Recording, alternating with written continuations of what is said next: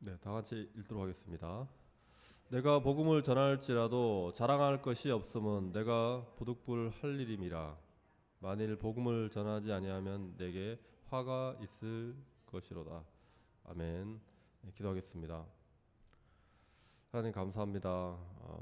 2024년을 기도로 하나님의 말씀을 하나님의 뜻을 알기 위해 시작하게 하심을 감사합니다.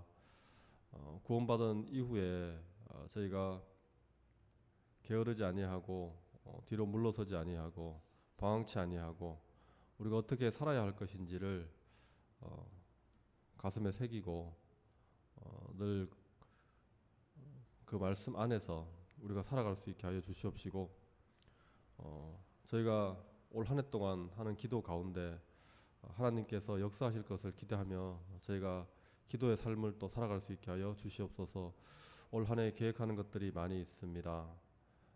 그 모든 것들 하나님께서 하셔야 이루어짐을 저희가 알기에, 또 저희가 기도를 통해서 하나님께서 이루시기를 원하시기에 저희가 기도하고 달려갑니다.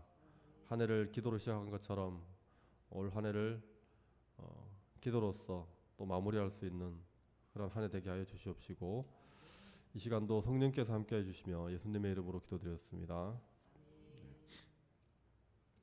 오늘 마지막 날인데요. 제목은 복음과 함께 사는 삶입니다. 우리는 어떻게 살아야 할 것인가? 구원받은 자로서 그 마지막으로 우리의 변치 않는 우리의 테마죠. 이 복음입니다. 복음과 함께 함께 하는 삶이 아니라 함께 사는 삶입니다. 우리가 도망가지 못하고 피하지 못하고 이 복음을 통해서 우리가 복음화된 사람이라면은 복음과 함께 살아야 하는 삶임을 우리가 살펴보려고 합니다. 어저께까지 우리가 구원에 확신을 가진 자는 구원을 몰랐을 때와 다른 삶을 살아야 한다고 말씀드렸습니다. 기억나시죠? 우리가 하나님을 모르고 구원을 얻지 못했을 때는 그렇게 살지 못했는데, 이제 그것을 안 우리는 다르게 살아야 한다는 것이에요. 그것이 마땅한데, 그 다른 삶 중에서 우리가 며칠 동안 또 살펴봤지만 이전과 확연히 다른 그 삶은 복음을 전하는 삶이라고 할 수 있는 것입니다. 이 복음을 전한다는 것은 정말로 구원을 얻지 않은 사람은 도저히 할 수 없는 일이죠. 흉내조차 낼 수 없는 일입니다. 우리가 선행을 하고 거룩한 삶을 살려고 하는 것은 어떻게 보면 다른 종교에서도 할 수 있는 것이죠. 하나님의 일반 은혜로 다른 종교에서도 그러한 것들은 흉내낼 수도 있고요. 또 우리보다 더 잘하기도 합니다. 때로는 또 종교가 없는 사람들도 일반적인 도덕과 윤리 가운데 그러한 것들을 자신들이 알지도 못하고 하나님의 법을 지키며 살려고 노력하는 경우가 많이 있는 것이에요. 하지만 이 복음을 전하는 삶이라는 것은 정말 예수님을 그리스도요, 하나님의 아들이요, 하나님을 믿는 자가 아니면 이것을 전할 수 없다는 것이에요. 다른 종교에도 도를 전한다고 하지만 그 도는 복음이 아닌 것이죠. 그래서 그리스도를 전하는, 예수를 전하는 이 복음은 우리 구원을 얻은 자만이 할 수 있는 특권이요, 우리의 의무적인 것이라는 것입니다. 이건 해도 되고 해도 되지 않는 선택이 아닌 것이에요. 이거는 의무인 것입니다.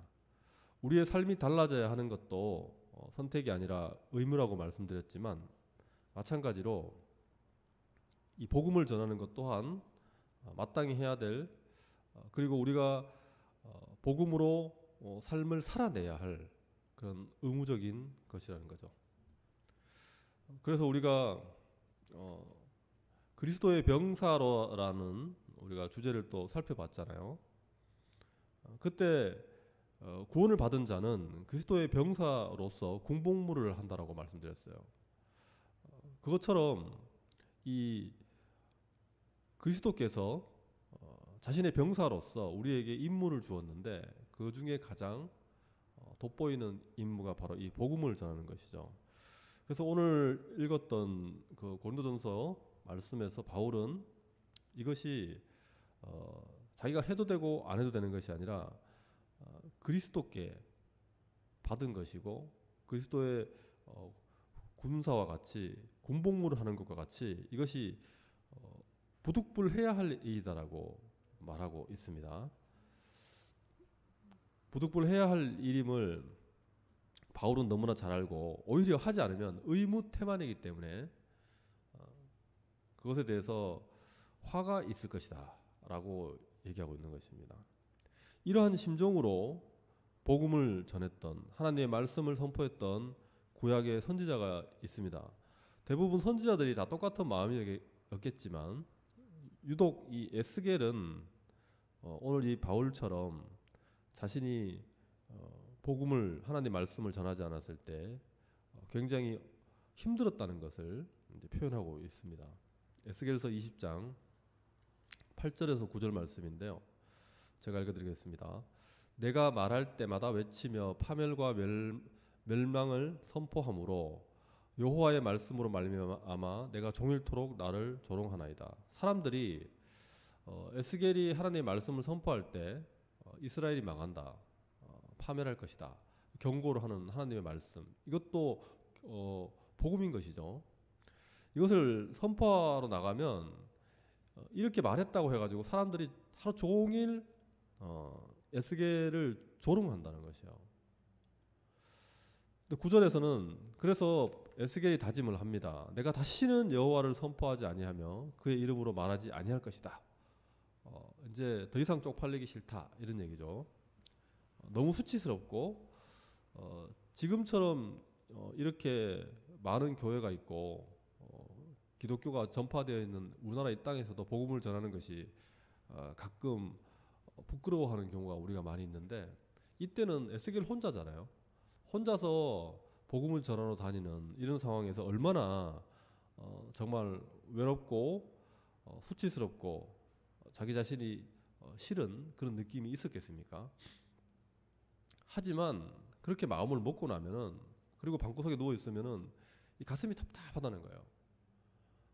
마음이 불붙는 것 같아서 골수가 사무치니 거의 화병 수준으로 가는 것 같아요. 그래서 답답하여 견딜 수가 없다는 것입니다. 답답해서 견딜 수가 없다는 거예요. 그래서 결국 어떻게 했겠습니까? 다시 하나님의 말씀을 선포하러 나간 것이에요. 이러한 심정과 마음이 바울과 마찬가지로 복음을 통해서 변화된 모든 성도들은 이러한 마음이 있어야 한다는 것이죠. 이 복음을 아는 자라면은 모두가 바울이고 에스겔입니다. 바울만 부득불해야 할 일이라고 지금 얘기하고 있는 것도 아니고요. 에스겔만 이 하나님의 말씀을 선포하지 않으면 답답한 것도 아니에요. 하나님께서 바울에게만 복음을 전하는 사명을 주신 것도 아니고 에스겔에게만 사명을 주신 것도 아니라는 말씀입니다. 하나님께서 복음을 알려주셨다는 사실 그 자체가 그 사람은 그 복음을 알았잖아요. 그러면 그 사람은 복음을 전할 의무가 있는 거예요. 그러니까 하나님께서 어떤 사람에게 복음을 알려주시면 그 알려주심 속에는 복음을 전하라는 명령이 포함되어 있는 것입니다. 에스겔에게도 하나님께서 이스라엘의 멸망과 이 하나님의 계획을 말씀하셨죠. 그 얘기는 결국 그것을 너만 알고 있으라는 얘기가 아니라 그것을 어떻게 해요? 나가서 전하라는 이야기인 거죠. 바울 또한 마찬가지입니다. 예수님께서 바울을 다메섹에서 만나시고 예수의 자신의 부활했음을 강력하게 보여주셨잖아요. 그 만남을 통해서 그 바울 한 명을 회심시키기 위해서 예수님께서 그렇게 짠하고 나타나신 것이 아니라 결국 내가 부활이요 생명이라는 것을 가르쳐 주신 예수님을 알게 된 바울은 그것을 전하라고, 그 복음을 전하라고 예수의 증인으로서 살라고 예수님께서 만나 주신 것이죠. 구약 시대에 하나님의 뜻을 알게 된 사람들은 모두 선지자가 되었습니다. 구약 시대 때 하나님의 뜻을 안다는 것은 이미 선지자인 거예요. 그래서 아브라함도 선지자라 그랬고요. 다윗도 선지자라 그러는 거예요. 이미 구약 시대 때 하나님의 사람들은 모두 다 선지자입니다. 꼭 어떤 사명감을 가지고 나가서 선지자라는 타이틀을 구약 성경에서 받아야만이 선지자가 아니고 많은 사람들을 다 선지자라고 불렀습니다. 신약 시대는 어떻습니까? 우리가 잘 알고 있는 사도행전 말씀에 예수님께서 성령이 너희에게 임하시면 너희가 그 권능을 받아서 온 땅 끝까지 이르러 예수의 증인이 될 것이다, 이렇게 말씀하셨습니다. 신약 시대에는 이 성령의 임재로 우리가 복음을 알게 되잖아요. 믿음을 갖게 된다는 거예요. 그 모든 사람들은 예수의 증인이고 복음을 전하는 사명, 예수님께서 부활하셨다는 것을 증거할 그러한 사명을 갖게 될 것이고 그러한 사람이 될 것이다 라고 지금 이거는 뭐 거의 확실하게 말씀을 하시는 것이죠. 예언적인 차원을 떠나서 그냥 확언을 하시는 것입니다. 내 증인이 된다라고. 이처럼 신약 시대를 살고 있는 우리는 성령을 통해서 예수님을 믿게 된, 예수의 부활을 믿게 된 우리 모두는 신약의 선지자들인 것이죠. 우리가 무슨 사도라는 얘기를 하는 것도 아니고 사도뿐만이 아니라 우리 모두도 예수의 증인이고 복음을 전하는 사명을 갖게 된 자라는 거예요. 바울은 자신들을 하나님의 비밀을 맡은 자다, 이렇게 얘기를 했습니다.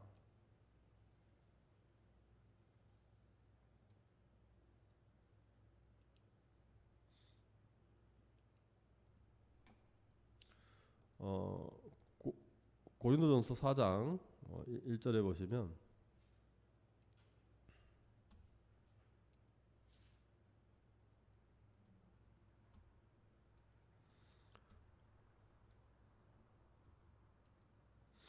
네, 사람이 마땅히 우리를 그리스도의 일꾼이요 하나님의 비밀을 맡은 자로 여길지어다.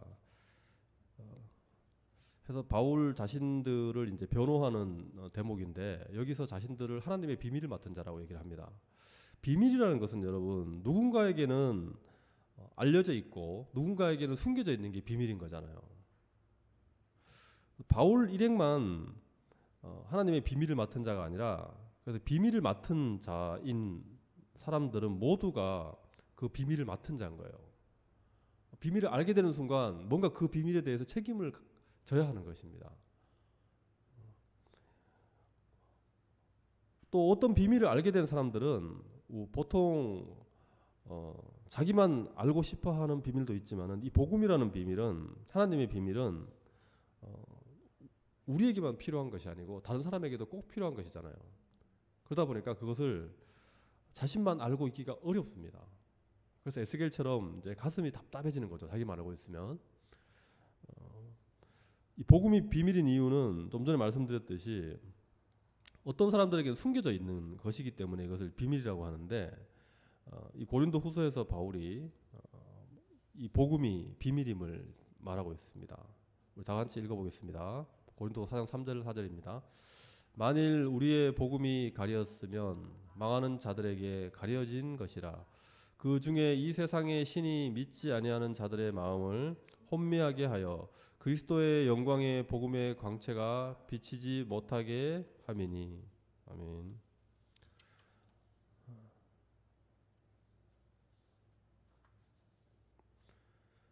여러분 복음이 가려진 사람들이 있다 그랬죠. 이 사람들에게는 복음이 비밀인 것이에요. 어떤 사람에게는 닫혀있는 이 복음의 비밀을 지금 저와 여러분은 알고 있지 않습니까? 그래서 이 비밀을 알게 된 자들은 그것을 알게 됨과 동시에 그것을 전파할 사도적인 의무, 선지자적인 의무가 있는 것이에요. 그것이 우리가 구원 얻은 자로서 살아야 할, 가지고 살아야 할 모습인 것이죠. 우리도 결국에는 12사도 바울까지 넣어서 13사도는 아니지만 우리는 의무적인 측면에서는 사도와 같다는 것입니다. 전혀 다른 게 없다는 거예요. 우리는 하나님의 말씀을 글로 적는 선지자도 아니고 구약에 살았던 선지자도 아니지만 우리는 선지자적인 의무적인 측면에서 보면은 선지자와 똑같다는 것을 얘기하는 것이죠. 이게 우리에게도 이제 생겼다는 거예요. 이런 의무가. 여러분, 전도는 어떻게 우리가 전도가 보통 이루어집니까? 사람과 사람이 전도를 하도록 하나님께서 미련한 방법을 쓰셨다 그러잖아요. 이 앞에 사람이 그 다음 사람에게 복음을 전하는데 이 앞에 사람은 누구냐면 이 복음을 전파할 의무가 생긴 사람이에요. 먼저 의무가 생긴 사람이 전혀 모르는 다른 사람에게 가서 복음을 전하는 방식으로 전도가 이루어집니다. 복음이 이루어지는 거예요. 왜 이렇게 미련한 방법이라고까지 스스로 자칭을 하면서 이 방법을 쓰셔가지고 우리에게 복음을 전하라고 말씀하시겠습니까? 어떻게 보면 우리는 전도를 당해본 사람들이잖아요. 모태신앙이라고 해도 전도를 당하는 날이 옵니다. 어릴 때부터 교회를 다녀도 목사님으로부터 말씀을 듣고 말씀이 이제 깨달아지는 그 순간에 이 사람에게는 전도를 당한 거죠. 목사님에게. 근데 그게 아주 어릴 때부터 잘 오지 않잖아요. 그리고 오랜 시간이 걸립니다. 모태신앙도. 한참 어른이 돼서 깨닫는 사람들도 있어요. 주일학교에서 깨닫는 아이도 있겠지만 어쨌거나 이 사람 또한 모태신앙이라고 해도 이 전도를 결국 당하는 날이 오는 거예요. 그러면 자신이 얼마 동안 어렵게 그렇게 전도 당할 때까지 버텨왔는지를 전도 당해본 사람은 잘 안다는 것입니다. 그 심정을 잘 아는 거죠. 그래서 이 심정을 잘 아는 사람이 어떤 장점이 있겠습니까? 전도를 안 해본 사람, 자기가 전도를 안 당해본 사람이고 그냥 모태신앙인데 정말 하나님을 인격적으로 만나지 못한 사람이 전도를 하면 어떡하냐면 전도를 하러 나갔는데 이 사람이 복음을 받아들이지 않고 쉽게 일이 잘 안 되면 어떻게 해요?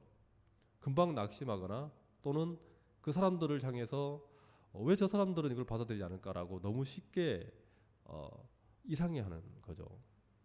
근데 복음을 전해보고 자기가 복음을 당해본 전도를 당해본 사람 입장에서는 그 프로세스를 잘 알잖아요. 그 과정을.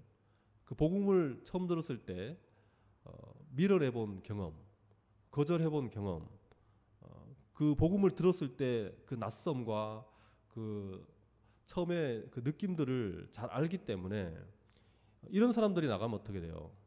거절을 당해도 단단하게 되는 거죠. 그 앞에서 실망하거나 낙심하지 않습니다.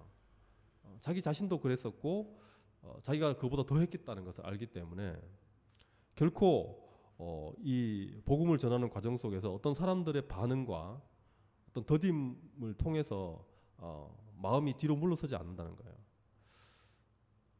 그렇기 때문에 어떻게 보면 이 전도의 미련한 방법을 통해서 이 정말 최적화된 도구인 거잖아요. 복음을 전할. 이미 내가 복음을 전도를 당함으로 인해 가지고 내가 이것을 너무나 몸으로 잘 알고 있는 거예요. 이 사람이 나가서 해야 된다는 거예요. 그래서 어떻게 보면 전도를 되게 잘 하시는 분들 보면은 되게 믿기 어려웠던 사람이 한번 뒤집어 꺾어지고 나면 그 다음에 전도를 잘하는 것을 우리가 간증을 통해서 많이 봅니다. 우리는 어떤 사람에게 이 전도를 하려고 할 때 벽을 만난 것 같고 너무 막막하고 답답하게 느껴질 때가 있습니다. 하지만 그 사람은 이 복음이 가려진 사람이라고 생각해서는 안 돼요. 자기 자신이 이 전도를 당할 때를 생각해 보면 정말 그 사람이 보면 나를 어떻게 받겠습니까? 저 사람에게는 복음이 가려졌구나라고 생각하기 쉬웠다는 거예요. 하지만 그런 경험을 통해서 아차하는 거죠. 내가 정말 그 선에서 그 사람이 포기하고 그런 느낌, 복음이 가려진 것 같다는 어떤 느낌, 이것을 근거로 해서 나에게 더 이상 복음을 전하지 않았다면 이 자리에 내가 없는 거잖아요. 그 아차하고 가슴이 철렁 내려앉는 그 심정을 알기 때문에 어떤 사람에게 다가갈 때 정말 벽을 만난 것 같아도 물러서지 않을 수 있는 그러한 복음에 전진할 수 있는 최적화된 군사의 역할을 할 수 있다는 것입니다. 그래서 복음을 전하는 것은 이 장거리 마라톤과 같은 것이잖아요. 그렇기 때문에 하나님은 전도당한 우리를 통해서 전도를 하시려고 하는 것이고 우리에게 또 복음의 비밀을 알리셔가지고 우리에게 그것을 전하지 않으면 안 되는 그런 또 삶을 살게 하시는 것이죠. 이 복음을 전하는 것은 일시적인 어떤 매출을 올리기 위한 기획 상품과 다른 것입니다. 정말 장기적으로 마라톤을 하듯이 정말 지치지 않고 서서히 자기 페이스를 조정하면서 마지막 날까지 끝까지 달려가야 되는, 완주해야 되는 것이에요. 결국 우리가 살아있는 동안에는 우리의 삶과 함께 복음을 같이 가야 되는 것이거든요. 우리가 어떤 삶 가운데 한 순간에 뭐 전도를 하러 나가자, 어떤 상황, 그런 때에만 복음을 전하는 것이 아니라 삶이 복음과 함께 살아야 되는 것이에요. 복음이 우리의 삶과 살아야 되는 것이에요, 같이.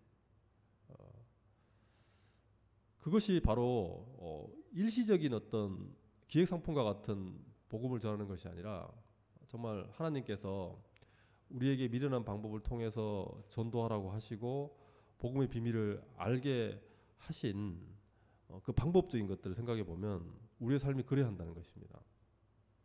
삶 속에 복음이 완전히 녹아들어서 모든 순간에 복음이 어떠한 형태로도 나타나야 된다는 것이에요.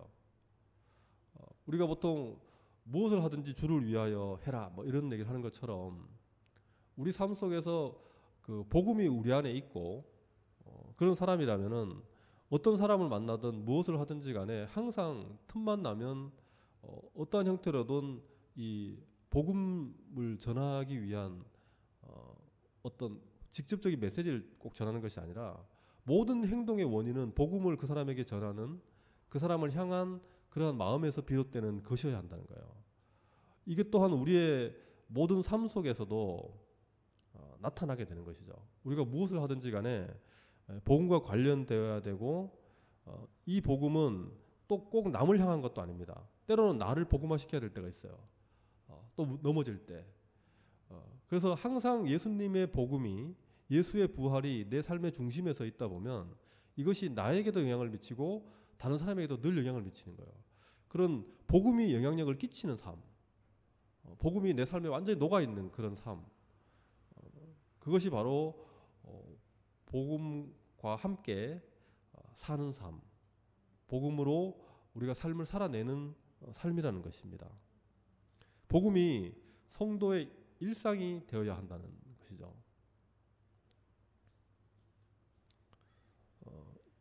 이러한 삶은 성령께서 함께 해주신다라고 약속을 하셨기 때문에 우리는 믿고 이제는 성령을 따라서 우리가 복음을 함께 살아내는 그런 삶을 살기를 바라겠습니다. 이제 마지막 날인데요. 우리가 복음을 전하는 것으로 말씀을 정리했습니다. 이것이 가장 우리에게 또 마지막까지 우리가 가지고 가야 될 삶임을 알고 우리 파송의 노래 다 함께 하면서 결단의 기도를 또 하도록 하겠습니다.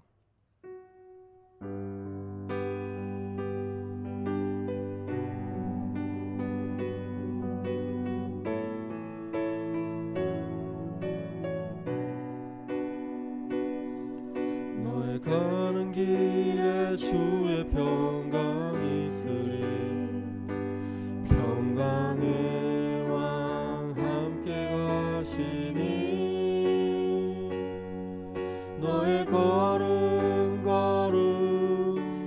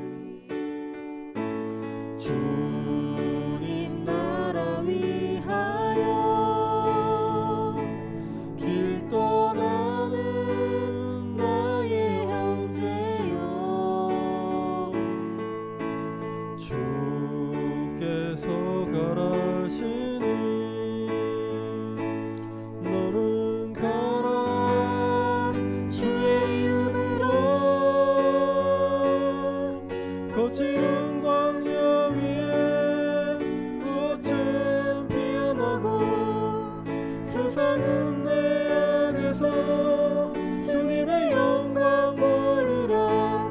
강하고 담대하라. 세상이 이기신 주를 함께 너와 동행하시며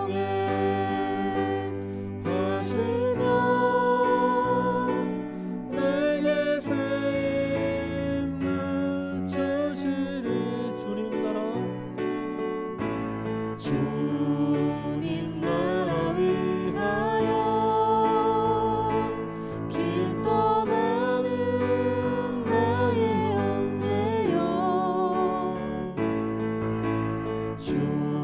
주께서 걸으시니 너는 가라. 주의 이름으로 거칠은